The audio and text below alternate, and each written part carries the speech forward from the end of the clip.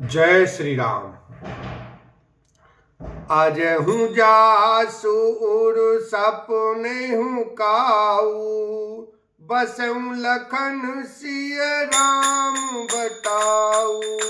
राम धाम पथ पाई सोई, जो पथ पाव कबहु मुनि कोई। आज भी जिसके हृदय में स्वप्न में भी कभी लक्ष्मण सीता राम तीनों बटोही आवस है, तो वह भी श्री राम जी के परम धाम के उस मार्ग को पा जाएगा जिस मार्ग को कभी कोई बिरले ही मुनि पाते हैं। जय श्री तब राम। रघुवीर श्रमित सिय जानी, देखि निकट बटु शीतल पानी। ते बसी कंद मूल फल खाई, प्रात नहाई चले रघुराई। तब श्री रामचंद्र जी सीता जी को थकी हुई जानकर और समीप ही एक बड़ का वृक्ष और ठंडा पानी देखकर उस दिन वहीं ठहर गए। कंद मूल फल खाकर रात भर वहां रहकर प्रातः काल स्नान करके श्री रघुनाथ जी आगे चले। देखत बन सर शैल सुहाए, वाल्मीकि आश्रम प्रभु आए। राम जी के मुनि वास सुहावन, सुंदर गिरि कानन जल पावन। सुंदर वन, तालाब और पर्वत देखते हुए प्रभु श्री रामचंद्र जी वाल्मीकि जी के आश्रम में आए। श्री रामचंद्र जी ने देखा कि मुनि का निवास स्थान बहुत सुंदर है, जहां सुंदर पर्वत वन और पवित्र जल है। सरनि सरोज बिटप वन फूले, गुंजत मंजु मधुप रस भूले। खग मृग विपुल कोलाहल करहीं, विरहित बैर मुदित मन चरहीं। सरोवर में कमल और वनों में वृक्ष फूल रहे हैं और मकरंद रस में मस्त हुए भौरे सुंदर गुंजार कर रहे हैं। बहुत से पक्षी और पशु कोलाहल कर रहे हैं और वैर से रहित होकर प्रसन्न मन से विचर रहे हैं। सुचि सुंदरी आश्रम निरखी, हर से राजीव नैन। सुनि रघुवर आगमन मुनि, आगे आए उलैन। लखन सिया राम जय जय राम।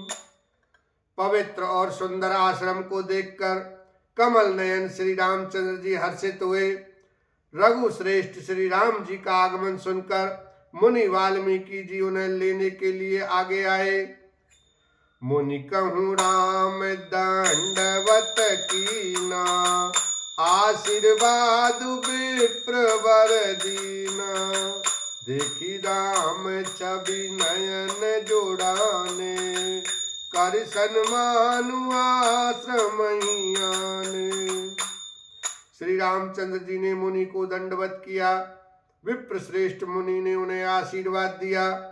श्री रामचंद्र जी की छवि देखकर मुनि के नेत्र शीतल हो गए।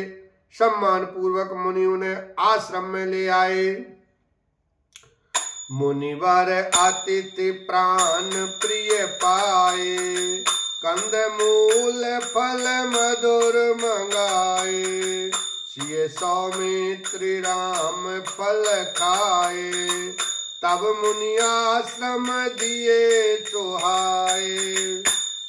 श्रेष्ठ मुनि वाल्मीकि जी ने प्राण प्रिय अतिथियों को पाकर उनके लिए मधुर कंद मूल और फल मंगवाए। श्री सीता जी, लक्ष्मण जी और रामचंद्र जी ने फलों को खाया। तब मुनि ने उनको विश्राम करने के लिए सुंदर स्थान बतला दिया। वाल्मीकि मन आनंद भारी, मंगल मूर्ति नयन निहारी। तब कर कमल जोरी रघुराई, बचन श्रवण सुखदाई। मुनि श्री राम जी के पास बैठे हैं और उनकी मंगल मूर्ति को नेत्रों से देखकर वाल्मीकि जी के मन में बड़ा भारी आनंद हो रहा है। तब श्री रघुनाथ जी कमल सदृश हाथों को जोड़कर कानों को सुख देने वाले मधुर वचन बोले। तुम त्रिकाल दर्शी मुनि नाथा, विश्व बदर जिमि तुमरे हाथा। अस कई प्रभु सब कथा बखानी, जय जय भांति दीन बनरानी। हे मुनिनाथ, आप त्रिकालदर्शी हैं। संपूर्ण विश्व आपके लिए हथेली पर रखे हुए बेर के समान है। प्रभु श्री रामचंद्र जी ने ऐसा कहकर फिर जिस जिस प्रकार से रानी कैकेयी ने वनवास दिया वह सब कथा विस्तार से सुनाई। तात बचन पुनि मात हित, भाई भरत असराओ। मो कहूँ दरस तुम्हार प्रभु, सब मम पुण्य प्रभाव। लखन सिया राम जय जय राम। और कहा, हे प्रभु, पिता की आज्ञा का पालन, माता का हित और भरत जैसे स्नेही एवं धर्मात्मा भाई का राजा होना और फिर मुझे आपके दर्शन होना, यह सब मेरे पुण्यों का प्रभाव है। देखी पाय मुनि राय तुम्हारे, भय सुकृत सब सुफल हमारे। अब जह राउर आयस होई, मुनि उद्वेग न पावई कोई। हे मुनिराज, आपके चरणों का दर्शन करने से आज हमारे सब पुण्य सफल हो गए। हमें सारे पुण्यों का फल मिल गया। अब जहाँ आपकी आज्ञा हो और जहाँ कोई भी मुनि उद्वेग को प्राप्त न हो। मुनि तापस जिन ते दुख लें, ते नरेश बिनु पावक दें। मंगल मूल विप्र परितोषु, दही कोटि कुल भूसुर रोसु। क्योंकि जिनसे मुनि और तपस्वी दुख पाते हैं वे राजा बिना अग्नि के ही अपने दुष्ट कर्मों से ही जलकर भस्म हो जाते हैं। ब्राह्मणों का संतोष सब मंगलों की जड़ है और भूदेव ब्राह्मणों का क्रोध करोड़ों कुलों को भस्म कर देता है। अस जिये जान के सोई ठाऊं, सिए सौमित्र सहित जह जाऊं।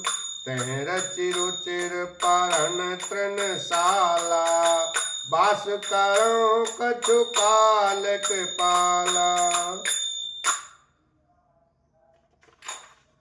ऐसा हृदय में समझकर वह स्थान बतलाइए जहाँ मैं लक्ष्मण और सीता सहित जाऊं और वहाँ सुंदर पत्तों और घास की कुटी बनाकर हे दयालु कुछ समय निवास करूं। बोलो सियावर रामचंद्र की जय। उमापति महादेव की जय।